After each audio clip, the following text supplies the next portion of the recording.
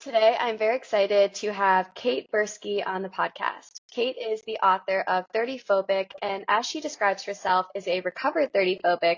In her work, she shares her insights on the reality of turning 30, facts and mindset hacks for 20 somethings. Kate, welcome to the Unfulfilled podcast. Thank you so much for having me, Camille. Great to be here. Of course, thank you for coming on. And I would love to turn it over to you to give a little bit of further intro on yourself and what's led you down this journey of creating 30 Phobic. So my name is Kate Berski. I'm an entrepreneur turned writer, and I've been working on the 30 Phobia project for about a year, ever since I sold the business that I founded with my husband, which was a hair care brand called Curlsmith, so very different. What led me here is, firstly, I've always wanted to write a book, and I'm finally at the age of 40 financially secure enough to be able to take some time off to do it.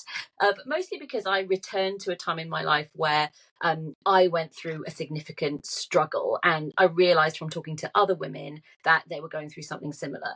So when I was I've always kind of been the sort of person who was very self-motivated. I knew what I wanted. I was very driven, very internally motivated. But something happened in my mid-20s when I was suddenly being influenced a lot by what was happening around me, by what other people were doing, by social media, which was, starting to become a really big influence in my life. And I started to do that kind of compare and despair thing that a lot of us do. So I started looking around and thinking I was reasonably okay in my career, but I wasn't making any money. I was still living in a shared house when other of my friends were starting to buy properties. And I was very, very single at a time when people were starting to not only get serious relationships, but starting to kind of get engaged, get married, and really settle down and have kids even. So all of that kind of life stuff felt really far off for me. And I started to get this feeling like I was just running out of time and like I was falling behind. And suddenly my 30th birthday became this kind of huge, looming and terrifying deadline. I genuinely developed 30 phobia. And this only got worse when I kind of approached the birthday. So I think it probably hit its peak for me when I was about 29. By that point, I did have a boyfriend, but we were not, committed as I wanted to be. And I panicked. Basically, I freaked out thinking I was falling behind all of my friends. And I kind of issued a very uncool girl marriage ultimatum, which he politely declined. And that was, a very painful but very important turning point, really, because it was then that I realized, okay, I am 29. I do not have a ring on my finger. I do not have any money in the bank. I have a reasonable job, but I don't have, I'm burning out and working all the hours for no money. My friends seem to be in a very different place in life to me. I'm not going to tick a single one of these boxes by 30. And I'd always kind of expected to follow that very traditional timeline. You meet the person, you get married, you sort your career, you have kids, whatever, you buy the house. And none of that was going to happen to me. So I had to suddenly rethink my sort of priorities and my path in life, because it was kind of forced upon me. I wasn't going to hit the deadline. And I started thinking, well, where does all of this expectation come from anyway? Why did I expect my whole life that I was going to do things a certain way? And anyway, is that really what is right for me in my life anyway? And having that kind of marriage, kids, settle down kind of option taken off the table for me was probably the best thing that could have happened, because it made me think, actually, my priorities, if I forget about what other people are doing and what I always expected to do and what society tells me I should be doing by this age, what actually is the right path for me? And I realized that my priorities were not about settling down and having babies at all. They were about traveling the world, living in different countries, meeting lots of new people, finding a life partner to do life with, and starting a business, making myself deliberately financially insecure, not that kind of secure life that I thought that I wanted. So it was a real turning point for me. I'd had to do a lot of inner work, a lot of things I had to let go of in terms of those arbitrary deadlines. 30 is not the deadline. And I found that out, as many women do, when they hit 30, 40 and beyond.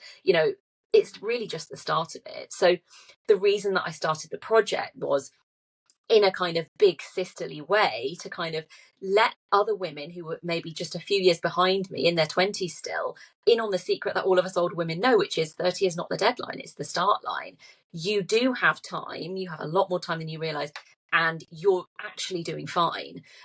Because I think a lot of the time when we're comparing ourselves to other people and feeling like we're falling short, we're not comparing like for like. We're comparing ourselves to people who were on chapter 10 when we're on chapter 1, who are 10 years older than us, or they've been born into different circumstances, they were dealt different cards than us, or we're comparing ourselves to fake people on social media. When you're scrolling Instagram and TikTok, you're seeing the wealthiest, most beautiful, most successful 1%, and liars and filters.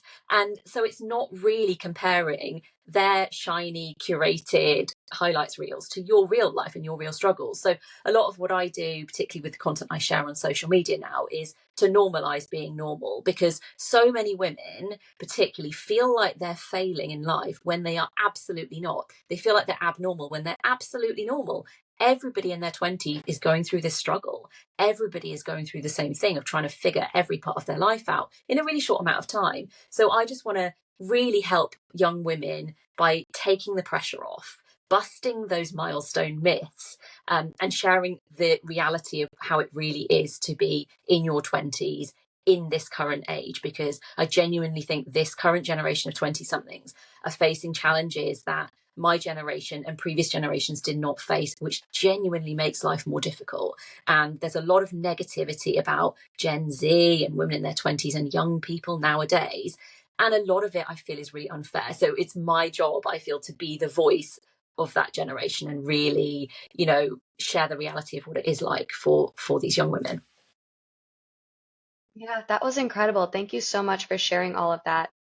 I think it's so, stepping back, I think it's so amazing that you're taking your difficult experience and struggle that you underwent to help other people going through the same thing. That was one of the reasons I was so excited to have you on, is that's something I am trying to do in my mission as well, is let's normalize us not being perfect. And like you said, these curated people that social media presents, because the reality is no one actually feels like they have it all figured out. No one actually feels super confident and happy all the time. It's just what's perceived. And so Mhm. I want to go back to your point about comparison, because it is such a big struggle that especially people in their 20s go through, because it looks like everyone around us has it all figured out. They have the boyfriend, the job, the lifestyle that we think we should have because they paint it that way in social media. So how can we better shift our mindset from these false deadlines that you talk about to instead accept where we're at? Like, how do you recommend we shift away from this comparison mindset? Yeah. I mean, firstly, I will say comparison is an absolutely human thing to do. We're Mhm. hardwired to want to fit in with the group, to want to comply. It was a, functional thing. If you stick with the group and you do what everyone else is doing, you had a better chance of survival. So if you're comparing yourself, that is a very human instinct. So it's not wrong. It is normal. It just doesn't serve you very well. And I think the crazy thing that happens in your 20s is, up until that point, you've been kind of funneled through rather the same kind of timeline as your peers. So you went through the education system, you went through school, and you were kind of doing things at the same time as everyone else. Maybe you even got graduate jobs at the same time. Suddenly, in your kind of mid 20s, something happens which people call different things the great scattering, or things Mhm. like that, and basically people start going off in wildly different directions. So while one person might still be in school, still be studying if they're a med student or something like that, somebody else is in further education, somebody else is doing an unpaid internship, another person in your friend group might then be an investment banker earning huge amounts of money. And suddenly these huge disparities happen in terms of where you are at with your life, kind of career wise, financially, relationship wise. Some people are getting into serious relationships while other people are, very, very single. Some people are even getting divorced by later on in your 20s, and some people have not yet or will ever be married. So suddenly you're at very different life stages. And actually, it becomes kind of even less functional to compare yourself at that point, because the reality is there's no such thing as ahead or behind of anyone else. We all walk our own path. And, as I found, the path that a lot of other people were walking actually would not have made me happy. So I really think the key to this is to try to stop looking out outside to society, to peers, to social media for your inspiration and crucially for your validation. You need to try to shift your mindset to what is it that is actually important for me? What do I actually want and need to make me happy and fulfilled, regardless of what everyone else is doing or saying or thinking? And, how is it that I can validate myself, and how can I celebrate the things that I do have and the things that I have done and the progress that I have made without comparing myself to other people? Because everybody is on a different path. It is nonsense to compare yourself, but it is so natural to want to do it. So don't worry if you're sitting there thinking, I'm always comparing myself. And the other thing is, what we tend to do is we tend to focus on the positive things in other people's life and compare them to the negative things in our life. It's called the negativity bias. Again, it's a survival instinct. It's better to kind of overestimate a risk or a danger than to underestimate a risk. But in the modern world, it doesn't make sense anymore. So unless you're willing to compare your entire life to someone else's, I mean, really, if you're envious of somebody, first thing I would say is, would you take every part of their life? Would you take their job, their partner, their living situation, their health situation, their family, their friends, everything? Would you take the whole package? 9 times out of 10, no. You probably just want that one bit that seems to be going really well for them. And, it's just, you just have to kind of like rein it in. But the other interesting thing about comparison is I've heard people say that it can be really helpful. If you are looking at someone and you're feeling envious of what they have, that can be a shortcut to figuring out your own priorities. If you're really looking at someone and thinking, I am so envious, before I started writing my book, I wouldn't be envious of people who are making millions of pounds, or people who are getting married, or people who are having their third baby. I would be looking at somebody who's published a book and thinking, I want that to be me. And I was like, why am I sitting there thinking I want that to me? I will make that me.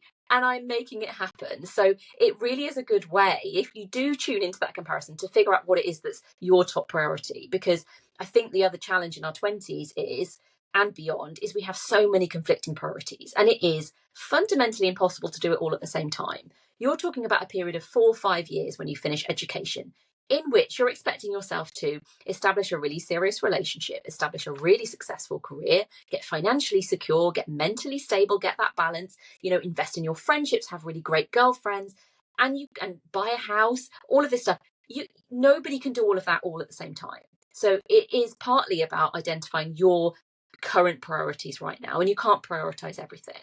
So yeah, looking at the people you're comparing yourself to tells you something about what your priorities are. So do listen to that, but don't despair.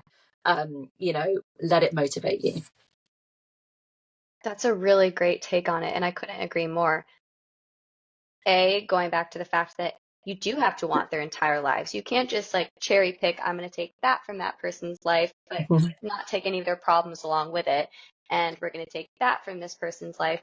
At the end of the day, every single person has their own insecurities, struggles, and things that they struggle with as well, that maybe we don't see it, but life is going to include those aspects that might not always be fun regardless. So that is a really great point as well. And I love the take too on shifting from viewing comparison as a negative or toxic thing to maybe I like to shift it to say maybe, okay, admiration. What do we admire about that person that maybe we can sprinkle into our own life? Like you said, you admire other authors, which led you down this journey of becoming an author yourself because you paused and realized, wow, I must value that. There must be something there that like excites me. So how can I look at that person and maybe strive to be more like them, but in my own flavor, like and be myself, but maybe incorporate things that I admire about someone else's life. So I think that's a really beautiful take. And I think in this phase in life as well, I want to talk about the fact that our 20s are so romanticized. Like you said, in those 5 years, we're expected to do all of those things, settle down, establish our career, travel, meet our future husband or wife, while also living it up, like having the most fun, being in this perfect friend group. And it is impossible. Or you can fake it till you make it and just kind of like follow the mold. But I think that the only way to step outside of that mold is to go through a difficult period where you really pause and question your values. You really ask yourself if you like who you're spending time with, and that means going through a difficult transition. But I think that's the only way to come out on the other side, knowing better who you are, knowing what you value, and knowing the direction you want to take your life in. So why do you think our 20s are painted in such a positive light, and why are our 30s painted in this negative light if really our 30s and 40s are going to be the time when we're actually maybe more in tune with who we are and like living a life that we're more aligned with? Yeah, and there's so much in what you said that it's almost difficult to start. But I mean, I think what you picked up on is the biggest myth, the biggest lie that is ever told in society is that the 20s are the best years of your life. They are Mm-hmm. absolutely not. They are amongst the most difficult years of your life. And that is because of one thing: uncertainty. Uncertainty is the root of anxiety. And I talk a lot about milestone anxiety, fear of these milestone dates because you haven't achieved all the things you expected to by that deadline. And the thing about uncertainty is human beings are so hardwired against it. Like I studied psychology at university, and there's classic studies about anxiety. They literally would take a group of students and they would say, would you rather have a really strong electric shock right now, or would you rather wait for some undetermined point in the future where you may or may not have an electric shock that may or may not be worse than this? Almost Mm-hmm. all of them opted for an instant electric shock because we're much more comfortable with guaranteed pain than uncertainty. It is so against the grain for us. Again, for evolutionary reasons, if you were uncertain out in the wild, that meant there might be a danger of death. So it is, again, it's a functional instinct that's being applied in the wrong way in the modern world. So the problem with uncertainty is it breeds anxiety, and that is why we have a generation of anxious young people, because we don't know where we're going to live, if we're going to be financially secure, if we're going to ever meet the person, if we're going to ever settle down, if we're going to ever find our purpose, if we're going to ever travel. We don't know any. None of these things are set in stone, and we're not very comfortable with uncertainty. It makes us feel very uncomfortable and very, very anxious. And Mm-hmm. one of the things that people say to try and almost like placate young people, which is so frustrating and so patronizing, is apart from, oh, they're the best years of your life, or well, you've got no responsibility, you've got nothing to worry about. Well, actually you have a lot to worry about, because you need to figure the entirety of life out. That is a huge thing to worry about and a huge burden to have. And even saying to people, oh, everything's going to be okay, it isn't always. Most of us who are older know it will be, but it isn't always helpful. Telling somebody who is single and really struggling to meet somebody, oh, you'll definitely meet the person. Well, you actually can't guarantee that. You genuinely cannot guarantee that outcome. And so one of the things, the mindset shifts that I've gone through, which I found incredibly helpful, is moving away from that mindset mentality to much more of a process positive way of living. It's basically the shift between saying, I'm going to lose, 14 pounds. It's the difference between saying I'm going to lose 14 pounds, the outcome, and saying I'm going to go to the gym 3 times a week and I'm going to cut out, eating cakes every day. Something Mm-hmm. that you can control, that you can manage every day, a behavior that you can commit to, a process positive approach, is actually proven to be much more successful in reaching your goals. It's like, there's only one way to climb Everest, and it's not by sitting at the bottom and looking at the top and saying that looks pretty. It's about putting one foot in front of the other. So I feel like when you're advising young people who are struggling to reach their goals, it's not really about manifesting and having a vision board and all the things you want out of life. We all know what we want, but it's how to get there. That is why we're struggling. We don't know how to put one step in front of the other. And I really want to help people through the book project, break it down, figure out where they want to go and where they want to be getting to, but crucially break it down into those small, tiny, processes, those small, tiny steps that they can make, that they can control. You can't control when you're going to meet your person. You can control if you are, asking somebody out for a coffee every month, or if you're Mm-hmm. committing to making conversation with people in line at the store, whatever it is. Things that you can control make you feel so much more comfortable. And the other part of it is, as a society, we celebrate the big wins, don't we? We celebrate those huge milestones. I'm getting married. I've got a promotion. I bought a house.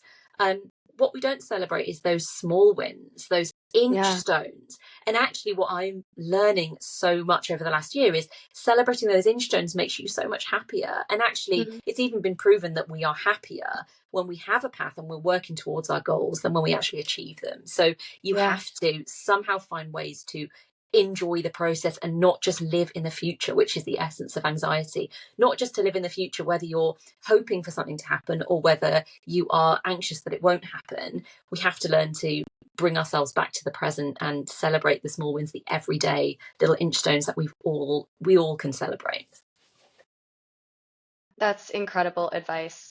I so agree. The idea of shifting our goals from outcome to process is so important. And it's hard to do when, like you said, we're supposed to be at a certain quote unquote destination in life by age 30, that I think our 20s go by so quick because we're so focused on getting there. Like a lot of us are like, we need to be in X place in our career. We need to marry Y person. We need to be living in Z city. But if we focus on the process instead, then we can actually enjoy the process of getting there. And then we don't feel like such a failure when odds are we're not at that place by 30. And one thing that I love that you included in the things that nobody tells you about your 20s is you said, as you get older, what's important to you may change. And there's so much truth to this, I think, but I think this also aligns with why we should shift our goals from outcome to process, because if what we're prioritizing is constantly changing, then how can we expect to create these goals where these 5 year down the line goals, when what we prioritize a year from now might be totally different? We might discover certain values that weren't incorporated in those goals at all. So I think that could be another positive reason to incorporate these process focused goals, because if our values change, those outcomes are probably going to change. And if we focus on the process, I think we'll have a better chance of having the outcome we want, maybe like accidentally, you Yeah. know? And I think what also needs to shift is, I think almost this focus on getting it all sorted by 30 is a hang up from the days when we might die in our 40s or 50s. Most of us are Interesting. lucky Yeah. enough in the Western world to live very long lives. How Hmm. boring would it be if you genuinely had done all the things by 30? You might have 70 more years of life to live.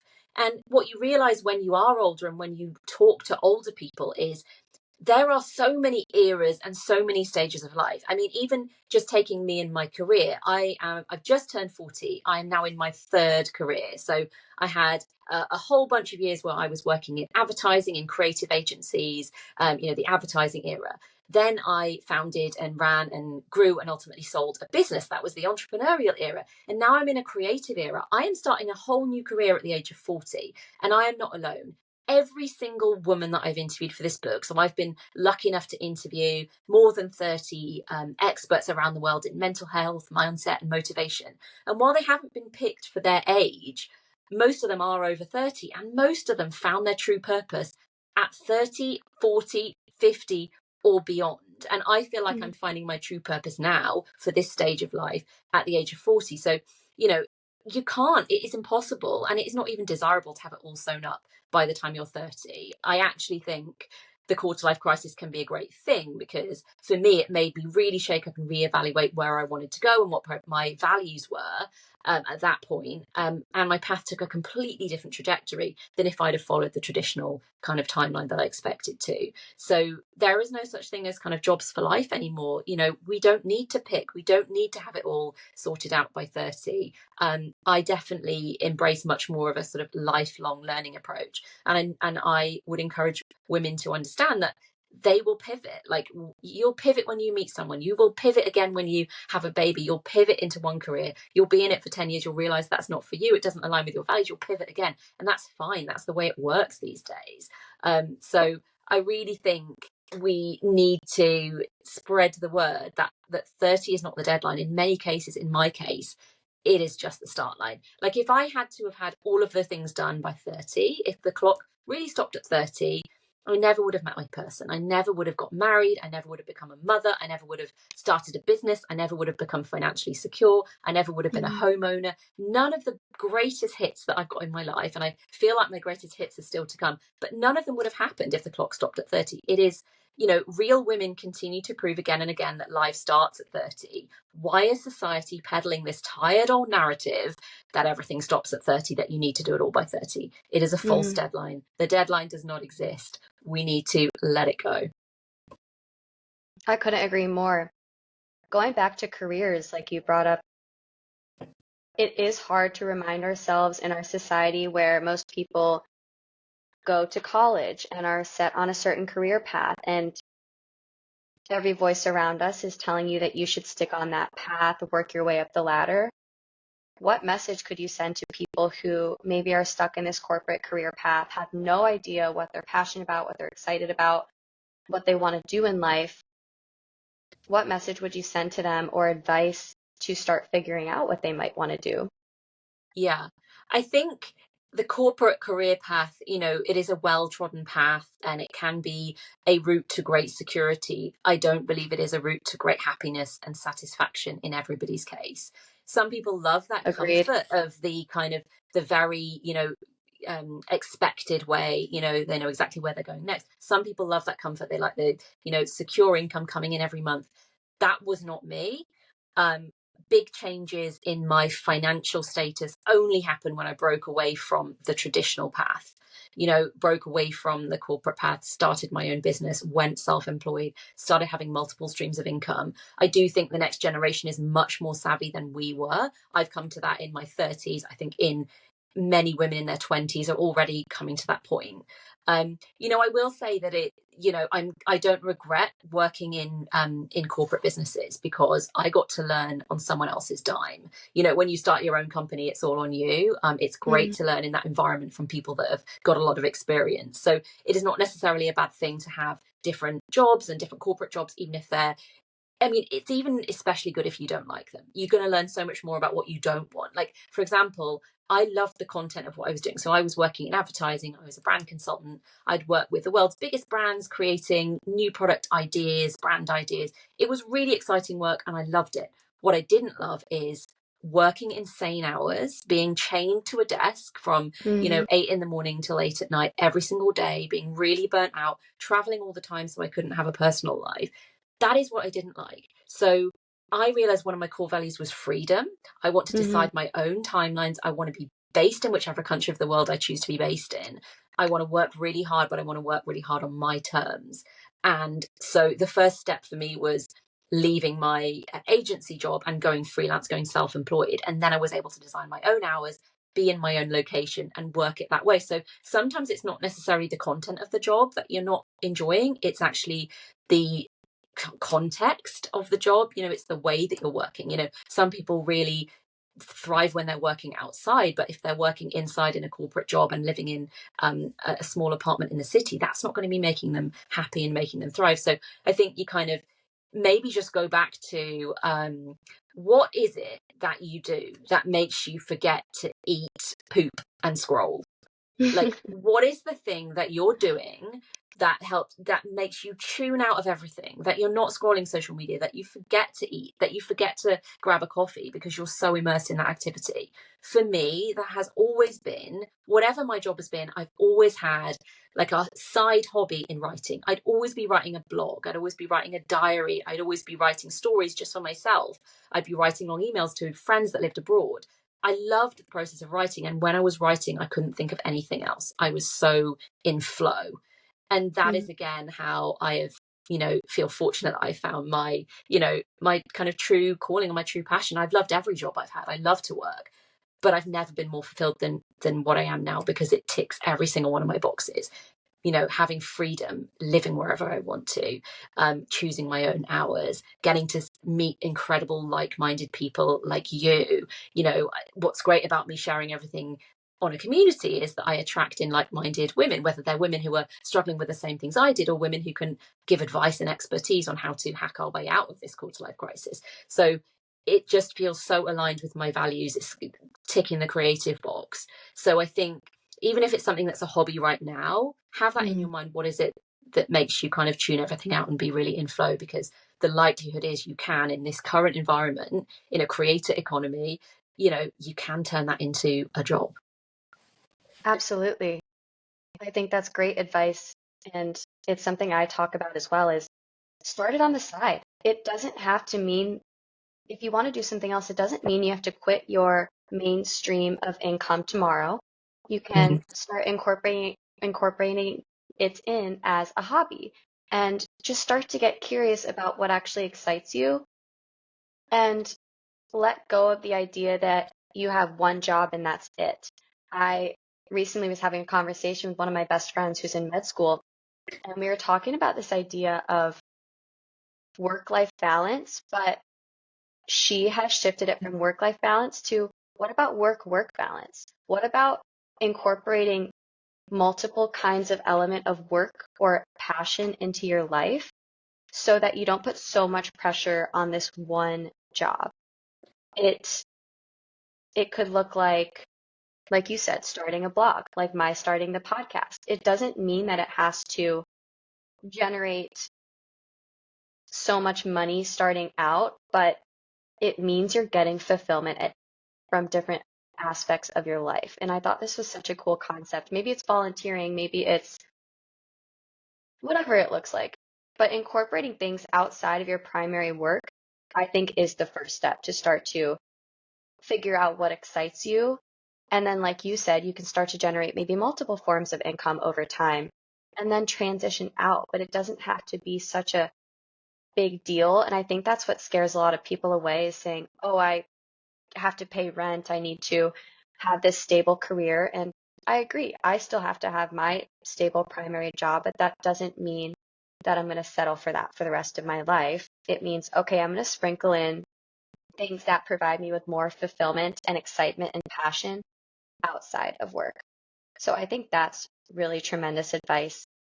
Yeah, and I think a lot of people are held back by fear of failure. That's a huge Absolutely. thing. And really, the best training I've had for this is, having a startup. And we faced a huge amount of, rejection and failure, particularly in the beginning. And we didn't know if we were going to do well. Everything feels like it's out to get you. Nobody's interested. You just feel like you're being beaten up from all different angles as a startup founder. But it was a really good training in resilience. And I think the real cure for fear of failure is just starting and learning. And yes, you're going to make mistakes, but you're going to learn from those mistakes. And really, the only cure for fear is competence, proving to yourself that you can do it, that you can do hard things, that you can try, that even if you fail, you're still around, you made it through, you can do that stuff.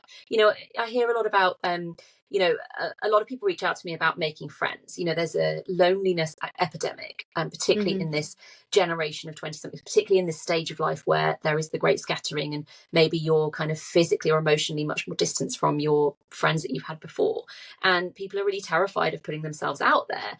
And I think the only solution to that is to put yourself out there, to kind of push yourself a little bit, those baby steps, saying hi to someone, maybe someone that you cross paths with every day. You don't have to go straight in and ask someone for a drink, but just proving to yourself, I can do it. I can walk in that room, even if that person isn't interested in a coffee. Well, it's more about them than it's about me, but I got through it. I can do hard things. And just sitting back and being afraid is not going to prove to yourself ever that you can get over that fear or that you can get over that stumbling block. So it's just trying stuff and trying something different if that doesn't work, isn't it?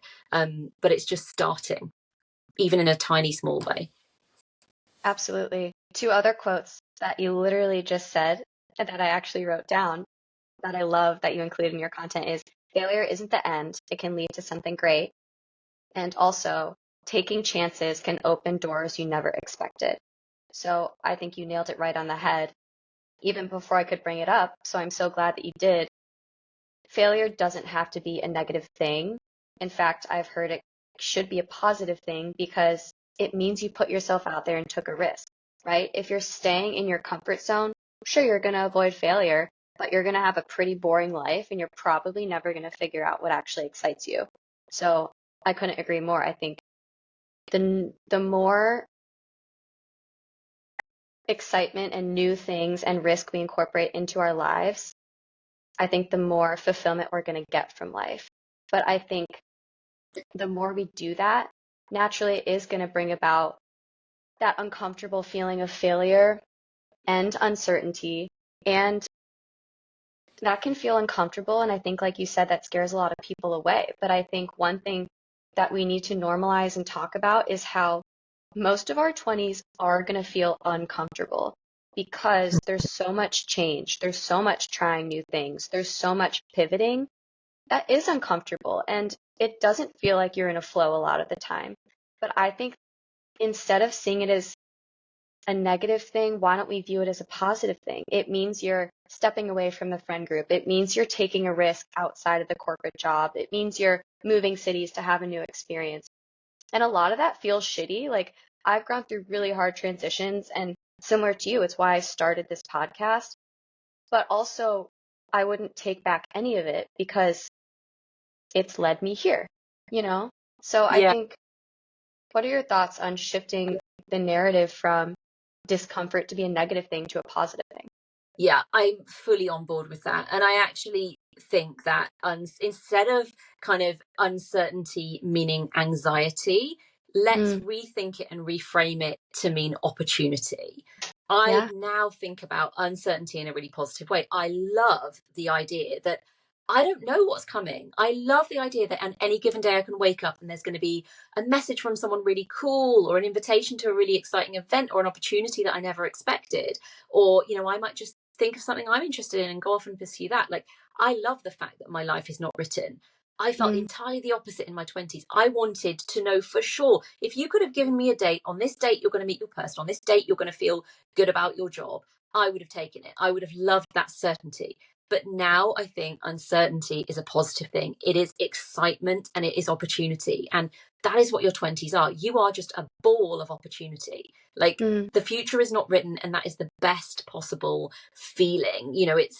It's difficult to unmake bad decisions, but when you haven't even made them yet, that's beautiful. You have so much ahead of you.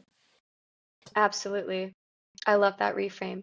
One topic that we didn't cover much on yet that I wanted to transition to is relationships in your 20s. Can you tell us what your relationship in your 20s transitioning into your 30s was like? And also elaborate on the fact that,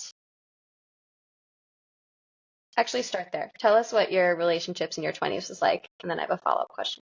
Yeah, so I was super single for most of my 20s. I was always more career oriented. I was never really oriented about relationships until I suddenly looked around and realized that all my friends were in serious relationships. And then I panicked. And I think that's difficult in your 20s, because even if you personally don't want to settle down and meet your person right now, your social life completely shifts. So suddenly the friends that you'd got accustomed to relying on and hanging out with are not as available anymore, and they're not prioritizing you as much. And I think we talked before this call about, the decline in friendship in our 20s and 30s, and that's because people just get different priorities and they get different things that they're busy with, and first serious relationships is one of them. So I was in that position where I was not in any relationship, let alone a serious relationship, and that made me very uncomfortable. It made me feel like, firstly, that's something I should be doing. It made me feel like I was failing. It made me feel like I wasn't good enough. And I think that's one thing that we do when we're single or looking for a relationship or actively dating, is we take everything so personally. We start to construct these narratives about ourselves. We start to fill in the gaps. If we can't meet someone, or if we get rejected, or if a relationship or a date doesn't work out, we don't actually know why that is, but we create narratives based on our own insecurities. So, oh, I'm single because I'm overweight, or I'm single because I don't look right, or I'm single because, I'm not funny enough, or whatever it is we tell ourselves. And the more we tell ourselves that, the worse it becomes. That inner critic takes over. And that is when it becomes really damaging. And I think we're our own worst enemies, particularly when it comes to dating. And, it's a minefield now with dating apps and the gamification of romance, and I take huge issue with it all. It's so stressful. But I think we just need to really work on our own inner voice and just silencing that critic and just saying, I see you self-doubt. That rejection has much more to do with that other person than it does with me. It is not a fundamental comment on my character, and it doesn't mean I'm not going to meet someone. And the other narrative that I take issue with, and you see this so much on Instagram, is you have to love yourself before you can be loved. You have to be, Yep. basically, you exactly have to be perfect before you're worthy of love. Absolutely wrong. Every single person, every single human being is already worthy of being loved. We all Mm-hmm. deserve to be loved. And I could cry because so many people just have this feeling and they internalize this thing of like, I'm not perfect yet. I'm not self-actualized. Until I am a perfect example of human being, no one will love me. No, we're all imperfect and people love us anyway. So no, that we need to just let go of that narrative. And if somebody is rejecting you on a dating site, it is not because you're not worthy of love. That is just Mm-hmm. not true.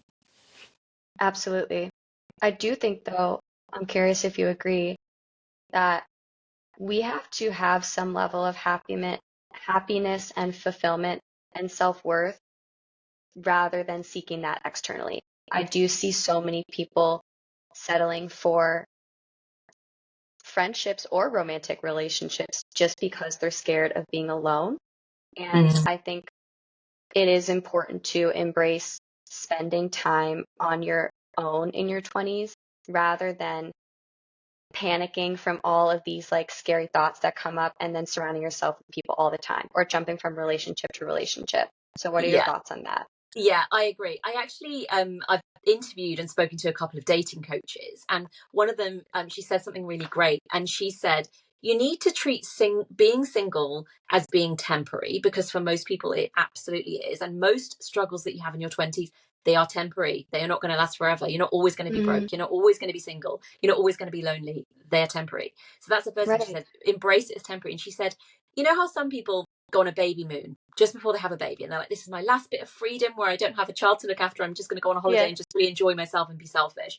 Do the same if you're single. Go on a single moon. You know, they say date yourself, but just Mm-hmm. spend time doing stuff that you really like. And the funny thing is that when you do that in the process, you're going to meet like-minded people, and one of those like-minded people is probably going to be your person. So Mm-hmm. you know, it's a cliche to say, oh, you know, to meet people, you know, start a hobby. All the advice is to, yes, go out and pursue your interests, but stuff that you're already interested in. Don't start doing something new. Start something that's already your comfort zone that you already know about, because then you're going to have more ways to connect with people over that. And that's a great way of meeting friends and potential partners, just doing more of what you love. And even with dating, like, why do dates always have to be like sitting in a restaurant or sitting in a bar or over a coffee? Mm-hmm. If you like to hike, invite someone on a hike with you. If you like to, I don't know, game or whatever, invite someone to play a game with you. Like, do what you love, and you find out more quickly if you're going to connect with that person. But I do think, you know, being single in your 20s is probably the best thing. You know, it was for me, because I've seen friends that didn't have a quarter life crisis like me. They had a midlife crisis down the line because they did meet the person, they did settle down really young, get married, start a family, have the house, have the job, and they got to their mid 30s and were like, is this it? Mm-hmm. Like, what? And they felt like they had this grief for missing out on their youth. And Mm-hmm.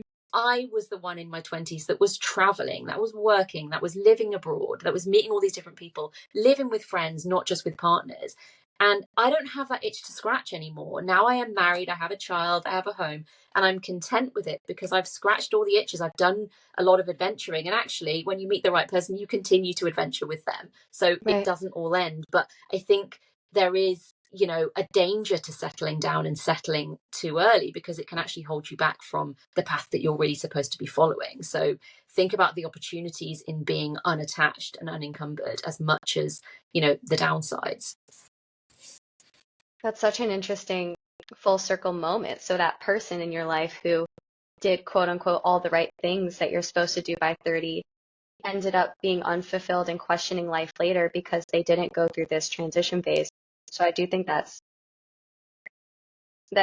brings us full circle, and it's really important to note is that if you skip the steps and if you just go through the motions, that's not the answer to a happy and fulfilling life. And No. like you said, you took the route of having all these new experiences in your 20s, but like you touched on in the beginning, that came with a lot of discomfort and difficult times and like highs and lows. And that's what it's going to look like. And that doesn't mean you're doing it wrong if you have those low points. So I think that's really great advice. And final question, transitioning more into friendships. What are your thoughts on how friendships should look in your 20s and shifting away from friends who maybe don't fulfill us and transitioning in and out of friendships and your view on whether that's a positive thing? Yeah, huge question, and something that I talk about a lot and I get a lot of messages about. Female friendships are so turbulent in your 20s. I mean, the whole 20s is a turbulent phase, but because of what we said about people's lives are changing so quickly and going in so many different directions, you can suddenly find yourself misaligned with people that you used to be aligned with. And I think that's okay. I think we need to get more comfortable with friendship breakups and moving away from relationships, romantic or otherwise, that don't serve us. And Mm-hmm. also, I think we need to be a bit more clear with people. I absolutely cannot bear ghosting, and it happens in friendship as much as it does in relationships and even in work. I think the kindest thing to do if you're feeling that way about someone is saying, you know, I really don't think this is, working anymore. It's kind of like having a breakup and being really clear with that person what's going on, rather than leaving them hanging and rather than having this awful period where you're kind of ignoring them or something like that. I think, there's a lot to be said for people who have known us for a long time and who make us feel really supportive. But you need to pay attention to how that interaction is making you feel. And we've all Mm-hmm. had those frenemies that you'll go out for dinner with, you'll go out for drinks with, and you'll come away feeling worse about yourself, that person Absolutely. is not, it's just not the right fit for you. If it's the same if you go on a date, like, don't pay as much attention to the superficial things, but how that person makes you feel about yourself. Does that person build you up and make you feel more confident and stronger, or do they somehow pick away at you and make you feel worse or less than? Pay attention to those feelings. It could be time to walk away if somebody is leaving you with those negative feelings about yourself. 100%.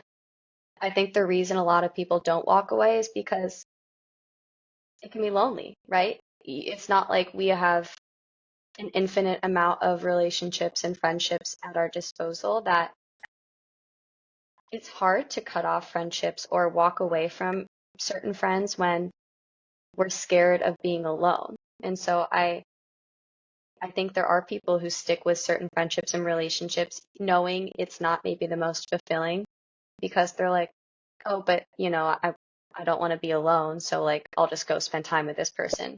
But I think again, like with all the transitions we've been talking about, it's important to ask yourself those questions. And if you feel down after spending time with someone, to act on it and reach out to new people because there are so many people out there who A, want new friends, especially in this phase in life, and B, are gonna be so much more uplifting and inspiring and a good friend to you, but you won't know unless you put yourself out there and walk away from those people who are draining. So I think Yeah. that's really great advice. Yeah, and we only have a finite amount of time and energy. And, Mm-hmm. there's this thing called the sunk costs fallacy. You feel like you've invested so much time and energy and history in that friendship that you can't walk away. But it's much less functional to continue to invest time in something which isn't serving you.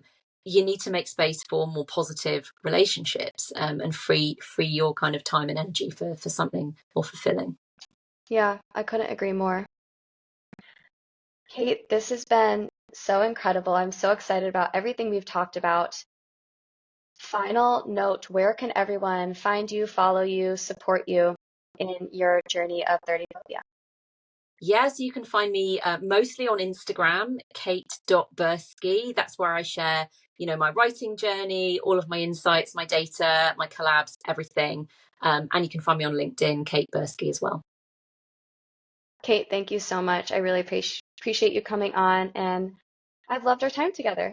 Yeah, likewise. I'm glad we worked out our tech issues. Thank you so much for having me. Absolutely. Thank you. Take care, Camille. Bye.